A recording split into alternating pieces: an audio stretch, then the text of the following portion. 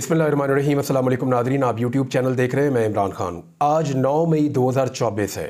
एक साल पहले 9 मई 2023 जो वाक़यात हुए वो पाकिस्तान की तारीख़ के ऊपर अपना ऐसा नक्श छोड़ कर गए हैं कि ऐसा लगता है कि पाकिस्तान कई साल तक इन वाक़यात के अंदर फंसा रहेगा। यानी सुबह से लेकर शाम तक जो कुछ भी होता रहा 9 मई को, 10 मई को, और उसके बाद जिस तरह की सूरत हाल बनी और फिर जिस तरह आज तक वो सब कुछ चल रहा है। अभी भी बहुत सारे लोग कैद हैं, कई लोग जो हैं वो मिलिट्री कस्टडी में हैं, कई लोग जो हैं वो जेलों के अंदर बंद हैं, कई लोग जो हैं वो ज़मानतों के ऊपर बाहर हैं, कई लोग जो हैं वो केसेस का सामना कर रहे हैं, और कुछ लोग ऐसे हैं जो मफरूर हैं। और इमरान खान साहब जिनको पिछले साल 9 मई को गिरफ़्तार किया गया था वो फिर बाद में आज़ाद हो गए थे, लेकिन फिर दोबारा गिरफ़्तार हो गए और तब से लेकर अब तक वो जेल के अंदर मौजूद हैं। तो पिछला 9 मई भी उनका गिरफ़्तारी के दौरान था, यानी हिरासत में था। इस 9 मई को भी इमरान खान साहब गिरफ़्तार है। आज का दिन बहुत बड़ा है। एक तो इस हवाले से कि पाकिस्तान तहरीक-ए-इंसाफ ने अनाउंस किया हुआ है कि वो एहतजाज करेगी पूरे पाकिस्तान के अंदर, और जहाँ पे सूबाई हुकूमतें पाकिस्तान तहरीक-ए-इंसाफ की नहीं है वहाँ ताकत के साथ उनको रोका जाएगा। दूसरा, टीवी चैनल्स के ऊपर आज जो है वो मैराथन ट्रांसमिशंस भी होंगी और बहुत सारी चीज़ें हैं। PMLN जो है वो कोशिश करेगी कि किसी तरह पाकिस्तान की सबसे बड़ी सियासी जमात को पाकिस्तान की फ़ौज के सामने लाकर खड़ा किया जाए, और इसी तरह का उन्होंने पूरा एक बयानिया बनाया है। मैंने आपको अपने पिछले वीलॉग में बताया भी था। अब एक चीज़ बड़ी क्लियर हुई है, आज का दिन बड़ा कुछ और हवालों से भी है। एक तो ये है कि ये 9 मई के हवाले से, दूसरा वकला ने पूरे पाकिस्तान में एहतजाज की और हड़ताल की कॉल दी है। इस हवाले से लाहौर हाई कोर्ट में जो जजेस अपॉइंट किए गए थे ट्रिब्यूनल के लिए, ये जो इलेक्शन ट्रिब्यूनल बने हैं ना, इसमें हाई कोर्ट के जजेस होते हैं जो फैसला करते हैं ये इलेक्शन ठीक हुआ है, इसका रिजल्ट ठीक आया या गलत आया। तो वो ये कर सकते हैं, उनके पास ये इख्तियार होता है ट्रिब्यूनल के पास कि वो गलत जीती हुई सीट को सही जीते हुए आदमी को दे दें। पाकिस्तान तहरीक-ए-इंसाफ की जो आखिरी उम्मीद है वो इन जजेस से है, अल्लाह रब्बुल इज़्ज़त से होती है, लेकिन इन जजेस से है कि ये जजेस इंसाफ देंगे और फॉर्म 45 के मुताबिक फैसला देते हुए पाकिस्तान तहरीक-ए-इंसाफ को उनकी जीती हुई सीटें वापस करेंगे। उनका क्लेम है कि उनकी 180 सीटें, जबकि उनको जो मिली हैं वो 90 से ज़ायद है। अच्छा, अब मामला यह है कि आधी सीटें उनकी खाई गई हैं, तो वहां पे भी एक प्रेशर सिचुएशन मौजूद है।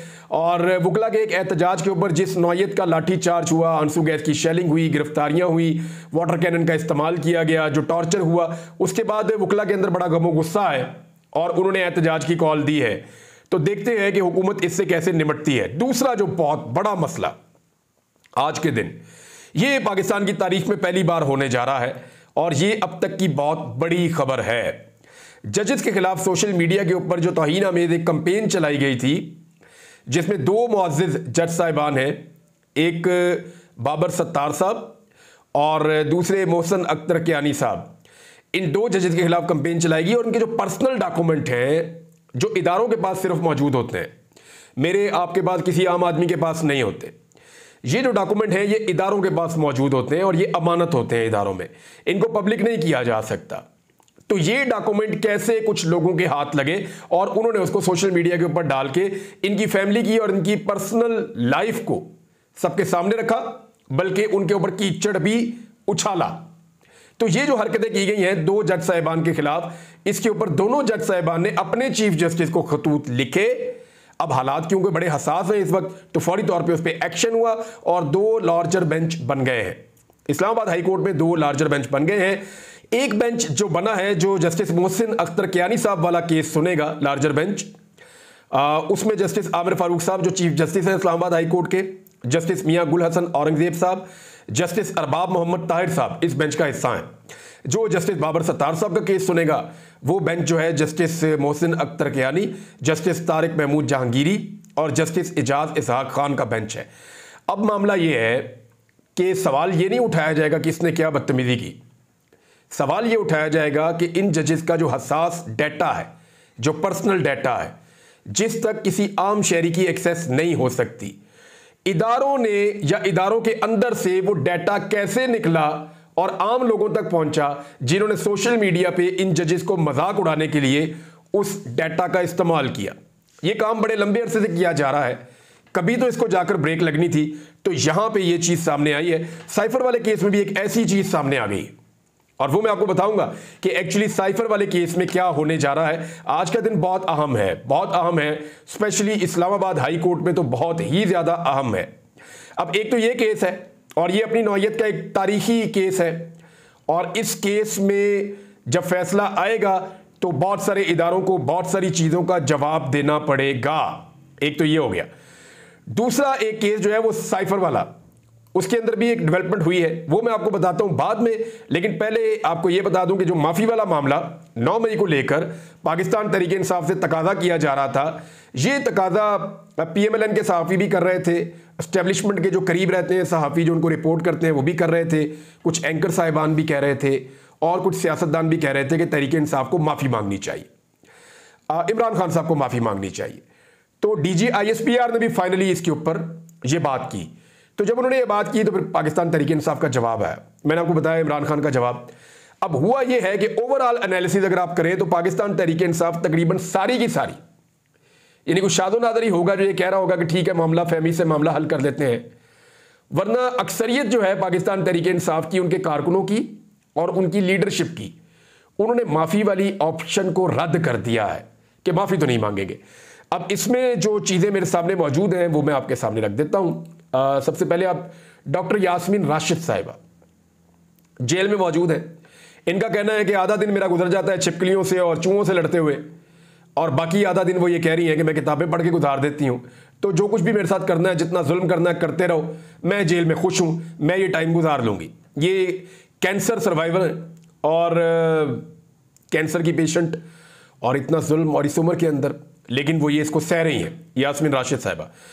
अब उन्होंने जो कहा जेल से, उनका जो पैगाम है वो ये है कि कौम से उनकी पसंद और उनका वोट छीनने वालों माफ़ी तुम मांगो, इलेक्शन चोरी करने वालों माफ़ी तुम मांगो, फार्म 47 पर जाली हुकूमत बनाने वालों माफ़ी तुम मांगो, लोगों को पसंदीदा लीडर इसकी पार्टी को ख़त्म करने वालों माफ़ी तुम मांगो, कीड़े वाली गंदम मंगवा कर कौम का पैसा ज़ाया करने वालों माफ़ी तुम मांगो, इनकी मेहनत को ज़ाया करने वालों माफ़ी तुम मांगो।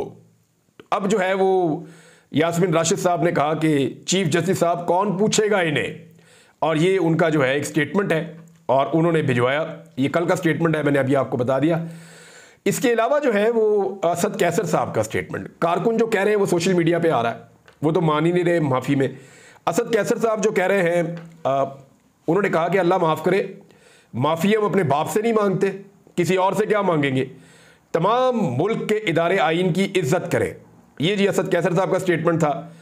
और इसमें एक ना स्टेटमेंट आया जो बड़ा अजीब चीज़ हुई है, ख्वाजा आसिफ साहब ने स्टेटमेंट दिया है। इस वक्त वो वज़ीर दिफा है और इदारों के बिहाफ पे वो बात कर सकते हैं। ख्वाजा आसिफ का जो बयान है वो ये है कि ये जो लोग पहुंचे थे ना 9 मई को लाहौर में कोर कमांडर हाउस तक, उस हवाले से उन्होंने कहा जी वहां सिक्योरिटी गायब हो गई थी। और ख्वाजा आसिफ ने बड़ा क्लियरली कहा एक टॉक शो में बात करते हुए कि इदारे में ऐसे लोग थे जिन्होंने कोलैबोरेट किया एहतजाज करने वालों के साथ, यानी सिक्योरिटी उठाई गई, वो लोग कहां चले गए, वो कहते हैं उनके खिलाफ भी कुछ एक्शन हुआ है, यानी इदारे के अंदर। अब ख्वाजा आसिफ साहब, इससे पहले जो स्टेटमेंट था ना वो यही था, इससे पहले सूबाई हुकूमत का भी यही था, पुलिस का भी यही था, एस्टेब्लिशमेंट का भी यही था, हम यही सुनते थे बार बार, जिसमें यह कहा जाता था कि एक्चुअली इसलिए लोगों को नहीं रोका गया कि खून खराबे का खदशा था, अगर लोगों को रोका जाता तो खून बह जाता। पहला स्टेटमेंट ये था और यही हमने हमेशा सुना इसके बारे में। लेकिन पहली मरतबा ख्वाजा आसिफ साहब ने एक स्टेटमेंट को बदला है। अब वो ये कह रहे हैं कि इदारे के अंदर लोग मौजूद थे जिन्होंने एहतजाज करने वालों के साथ कोलैबोरेट किया और उनको फैसिलिटेट किया ये सारा कुछ करने के लिए, और ये सिक्योरिटी जो है वो डेलिबरेटली वहां से उठा ली गई, यानी सिक्योरिटी वहां से अज खुद हटा ली गई। शेरपाव ब्रिज का उन्होंने कहा, फोर्ट्रेस वाले ब्रिज का उन्होंने कहा कि वहां पे सिक्योरिटी मौजूद नहीं थी, और ये बहुत हैरत अंगेज चीज है, हैरान करने वाली बात है। यही सवाल जब बार बार उठाया जाता था तो आज पहली दफा ख्वाजा आसिफ ने इसके ऊपर एक डिफरेंट मौकिफ लिया है, यानी इससे पहले कुछ और कहते रहे हैं, अब इसके बारे में कुछ और कह रहे हैं, और याद रखिए 1 साल गुजरने के बाद कह रहे हैं। महमूद खान अचकज़ई साहब ने एक स्टेटमेंट दिया, उन्होंने कहा कि पहले मार्शल लॉ लगाने वाले माफी मांगे, फिर 9 मई वाले भी माफी मांग लेंगे। ये इस्लामाबाद में एक सेमिनार हो रहा था, तहफ़्फ़ुज़ आईन पाकिस्तान कैसे और क्यों, उसमें उन्होंने कहा कि गैर आईनी इकदामात के खिलाफ जहाद शुरू कर दिया है और अब एक ऐसे जहाद का आगाज किया है जिसके बगैर हकीकी आज़ादी नामुमकिन है। जब तक इदारे अपनी मुतय्यन करदा हुदूद में नहीं रहेंगे उस वक्त तक मसाइल हल नहीं होंगे। अब हमें जुर्रत करके इस्लाह करनी होगी।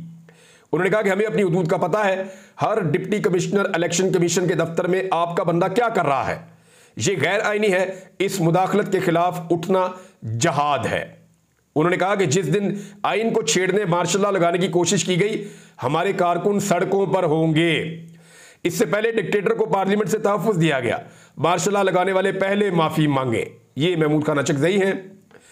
बैरिस्टर गौर ने कहा कि साजिशी टोला कहने वाले माफी मांगे, किसी के सर्टिफिकेट की हमें जरूरत नहीं है।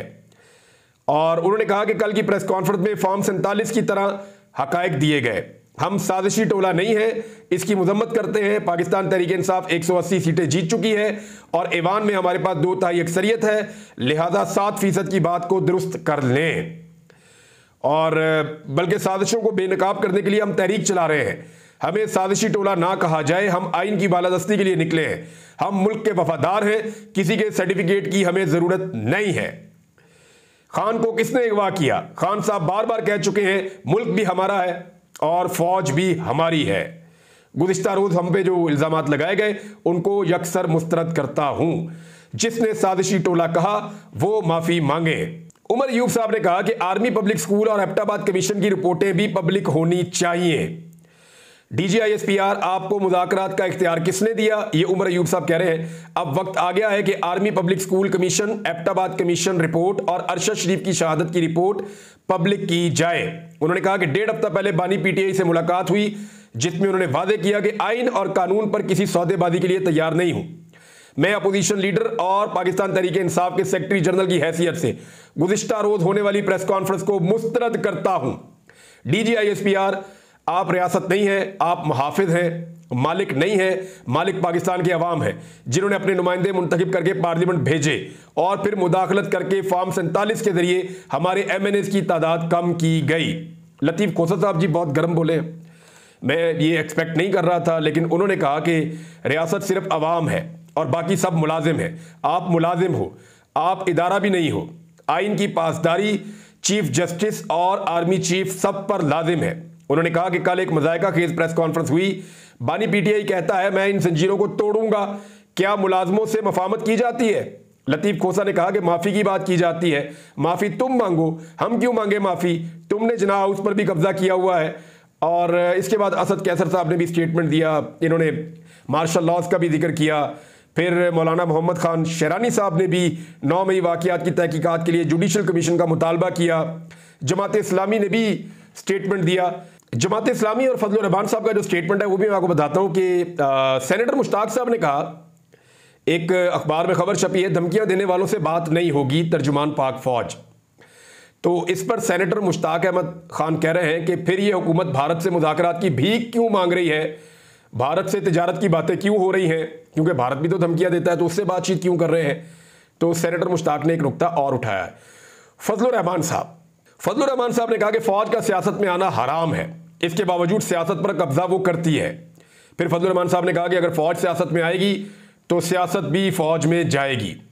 फजल रहमान साहब भी बड़े गर्म आ रहे हैं आजकल और बड़े सख्त स्टेटमेंट दे रहे हैं, वो भी इस्टेब्लिशमेंट के बारे में, और इलेक्शन में धांधली के बाद वो भी खासे दुखी दिखाई देते हैं। मुशाहिद हुसैन सैयद साहब भी मैदान में आए जी, उनका स्टेटमेंट है अमेरिका की कॉल आने से कबल कैदी नंबर 804 को रिहा कर दें। नादरीन, साइफर वाले केस के अंदर एक दिलचस्प मोड़ उस वक्त आया जब अदालत के अंदर ऑडियोज का रिकॉर्ड पेश किया गया। तो जजेस ने यह पूछना शुरू कर दिया कि ये ऑडियोज आई कहां से, ये रिकॉर्ड किसने की? उन्होंने कहा सोशल मीडिया से उठाई है। सोशल मीडिया से कहां से उठाई जी? अजहर नामी एक आदमी जो है उसने अपने सोशल मीडिया के वेरीफाइड अकाउंट पे इसको लगाया था, वहां से ये उठाई है। तो उन्होंने कहा कि एक ऐसी ऑडियो के ऊपर जो फेक भी हो सकती है, जो हो सकता है कि जाली ऑडियो हो, उसके ऊपर 10 साल सजा सुना दिया आपने उठा के साइफर के मामले पे साबिक वजीर आजम को और वजीर खारजा को। तो इस पे वकील ने कहा नहीं, हमारे पास खाली एक शहादत नहीं है, शहादतें तो वैसे एक एक करके उड़ती जा रही हैं। साइफर केस वैसे तो सिफर केस हो चुका है, लेकिन जज साहिबान ने ये जो मामला ऑडियो वाला पकड़ लिया है ना, अब वो उसके ऊपर स्टिक हो गए। उन्होंने कहा जी वो बंदा किधर है जिसने ये ऑडियो निकाली थी? वो बड़ा काम का आदमी है, इसने वजीर आजम हाउस में, वजारत खारजा में ये कैसे कर लेता है इतना इंपॉर्टेंट काम? ये किसने की ऑडियो रिकॉर्ड। अब यही इसी नौयत का एक केस चल रहा है बाबर सत्तार साहब की अदालत में। तो जब ये चीज़ें इकट्ठी होंगी ना, तो बजाय इसके कि साइफर केस के अंदर से इमरान खान को सज़ा मिले, मुझे ऐसा दिखाई देता है कि इमरान खान को सज़ा दिलवाने की जो लोग कोशिश कर रहे हैं वो खुद आकर कटहरे में खड़े हो जाएंगे। अब तक के लिए इतना ही। अपना ख्याल रखिएगा, अपने चैनल का भी। अल्लाह हाफ़िज़।